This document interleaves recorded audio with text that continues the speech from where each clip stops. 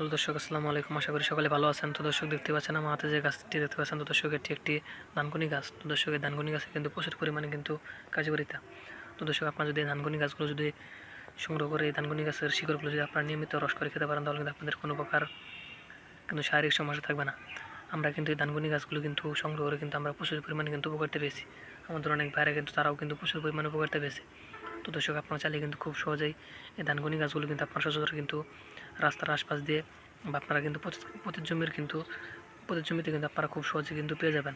তো দর্শক, আপনারা চাইলে কিন্তু খুব সহজেই ধানকুনি গাছগুলো কিন্তু সংগ্রহ করে এগুলো কিন্তু আপনারা নিয়মিত কিন্তু খালি পেটে রস করে খেতে পারেন। তো দর্শক, এতে কিন্তু আপনাদের প্রচুর পরিমাণে উপকারিতা হবে। তো দর্শক, আমরা কিন্তু এই ধানকুনি গাছগুলো সংগ্রহ করে কিন্তু আমরা কিন্তু নিয়মিত সেবন করে প্রচুর পরিমাণে উপকারিতা পেয়েছি। তো দর্শক, আমাদের অনেক ভাইরা তারাও কিন্তু প্রচুর পরিমাণে উপকারিতা পেয়েছে।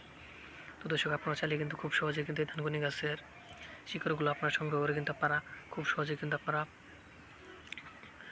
সেগুলো কিন্তু আপনারা নিয়মিত সেবন করলে কিন্তু প্রচুর পরিমাণে উপকারিতা হবে।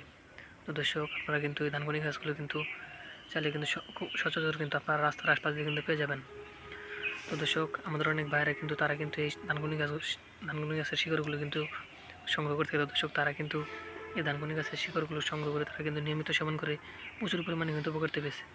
তো দর্শক, আপনারা কিন্তু চাইলে খুব সহজে কিন্তু এই ধানকুনি গাছগুলো কিন্তু সংগ্রহ করে কিন্তু এগুলো কিন্তু আপনারা নিয়মিত কিন্তু আপনারা কিন্তু খালি পেটে রস করে খেতে পারেন। তো দর্শক, দেখতে পাচ্ছেন আমার হাতে যে গাছটি দেখতে পাচ্ছেন, তো দর্শক এটি একটি ধানকুনি গাছ। দর্শক, এই ধানকুনি গাছে কিন্তু প্রচুর পরিমাণে কিন্তু উপকারিতা। তো দর্শক, আপনারা কিন্তু চাইলে খুব সহজে এই ধানকুনি গাছগুলো সংগ্রহ করে কিন্তু এই ধানকুনি গাছের শিকড়গুলো কিন্তু আপনারা নিয়মিত কিন্তু খালি পেটে রস করে খেতে পারেন।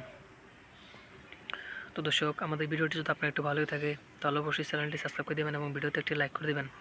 ধন্যবাদ সকলে, সবাই ভালো থাকবেন। আসসালামু আলাইকুম।